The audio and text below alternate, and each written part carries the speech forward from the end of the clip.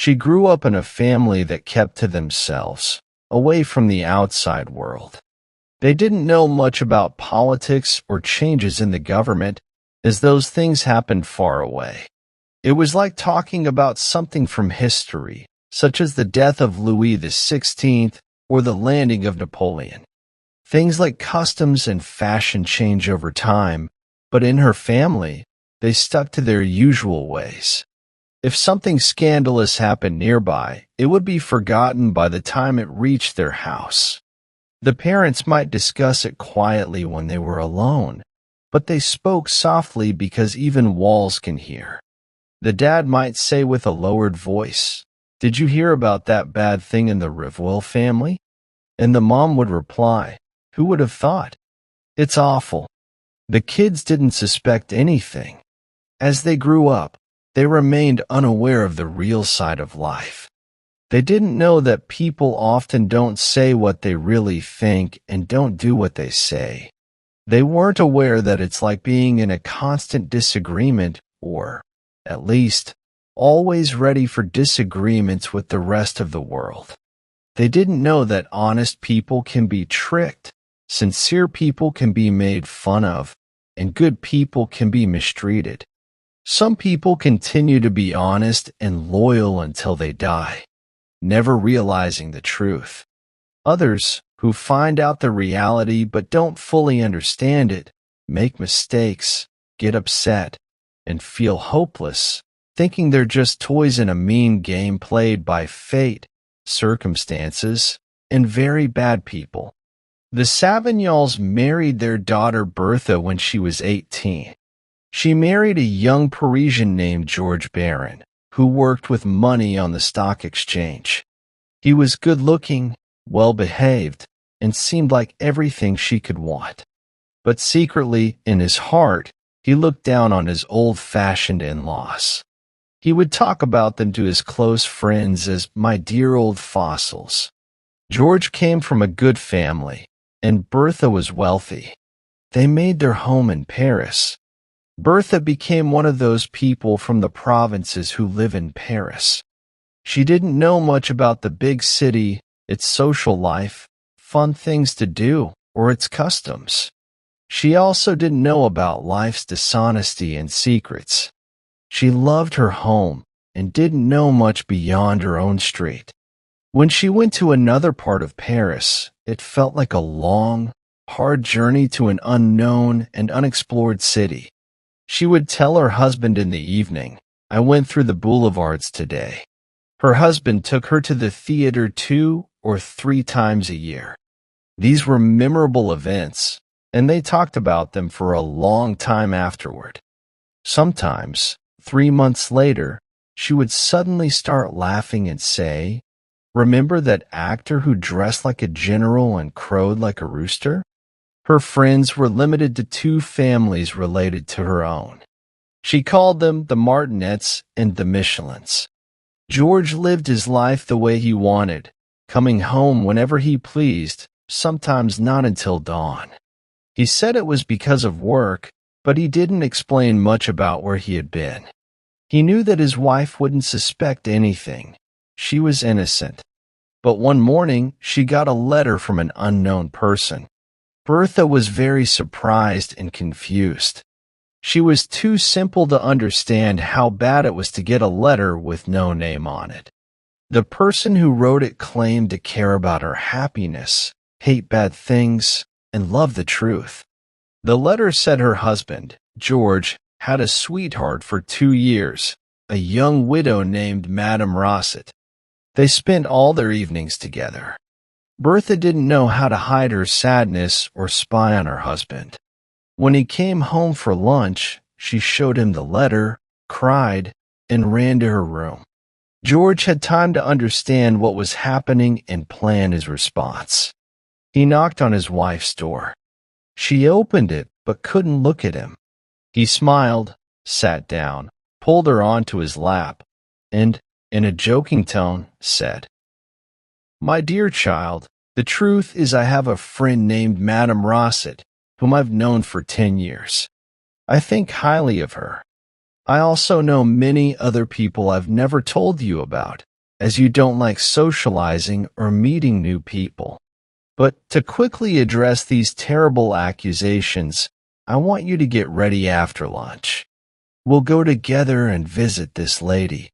I'm sure you'll become friends with her too." Bertha hugged her husband warmly.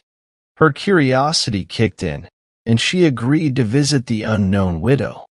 Despite feeling a bit jealous, she sensed that knowing about a danger helps you be ready for it. They went to a small, nicely decorated apartment on the fourth floor of a beautiful building. After waiting for 5 minutes in a dimly lit room with many curtains, a door opened, and a very dark, short, slightly plump young woman appeared, looking surprised and smiling. George introduced them. "My wife, Madame Julie Rossett." The young widow was so happy and surprised to meet Bertha.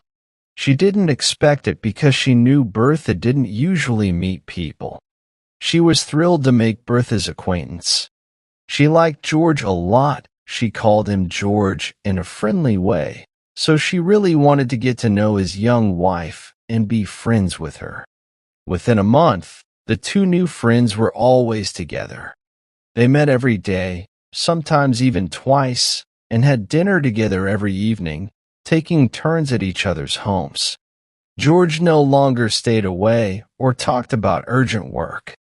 He loved being at home, he said. After a while, when an apartment in the building where Madame Rossett lived became available, Bertha quickly took it. She wanted to be close to her friend and spend even more time with her. For 2 whole years, their friendship was perfect, without any problems. They were heart and mind friends, completely devoted and tender. Bertha couldn't talk without mentioning Julie's name. To her, Madame Rossett was perfect. Bertha was extremely happy, calm, and content. But then, Madame Rossett got sick. Bertha hardly left her side. She stayed up all night with her, feeling very sad. Even George seemed very upset. One morning, after the doctor visited, he talked to George and Bertha privately. He said that Julie was very sick. After the doctor left, the sad husband and wife sat across from each other and cried. That night, they stayed up with Julie. Bertha kissed her friend gently, while George stood at the end of the bed, looking closely at the sick woman's face. The next day, Julie's condition got worse. Later in the evening, Julie said she felt better and insisted her friends go back home for dinner. At home, they sat in the dining room, feeling sad and hardly eating. The maid gave George a note. After reading it, he turned very pale. He stood up and told Bertha, "Wait for me. I need to leave for a moment. I'll be back in 10 minutes. Don't leave, no matter what." He rushed to his room to get his hat. Anxious, Bertha waited for him. She didn't go back to her friend until he returned. When he didn't come back, Bertha got worried. She thought of checking his room to see if he took his gloves, which would show if he had to go somewhere. In his room, she saw the gloves and a crumpled paper thrown down in haste. She recognized it as the note George received. A strong desire, the first one she ever felt, tempted her to read it and find out why her husband left suddenly. Her conscience said no, but curiosity won. She took the paper, smoothed it out, recognized Julie's shaky handwriting, and read, "Come alone and kiss me, my dear. I am dying." At first, she didn't understand, thinking of Julie's illness. But suddenly she realized the true meaning.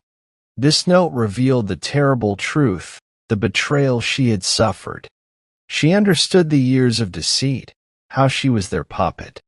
She remembered them sitting together, reading from the same book, glancing at each other at the end of each page. Her heart, full of anger and suffering, sank into deep despair. Footsteps approached. She ran and locked herself in her room. One day, her husband called her. Come quickly. Madame Rossett is very sick." Bertha stood at her door, her lips trembling, and replied, "Go to her alone. She doesn't need me." He looked at her confused, lost in grief, and repeated, "Come now. She's very sick. I'm telling you." Bertha said, "You'd prefer it to be me." Finally, he understood and went back alone to the sick woman's bedside. He openly mourned her, not caring about the wife who didn't talk to him anymore, who lived alone, filled with disgust and anger, praying day and night to God. Despite everything, they still lived in the same house, sitting across from each other at the table in silence and despair. With time, his sorrow lessened, but she didn't forgive him. Their life continued, difficult and bitter for both of them. For a whole year, they were like strangers, as if they had never met. Bertha almost lost her mind. Finally, one morning she went out early and returned around 8 o'clock, holding a huge bunch of white roses.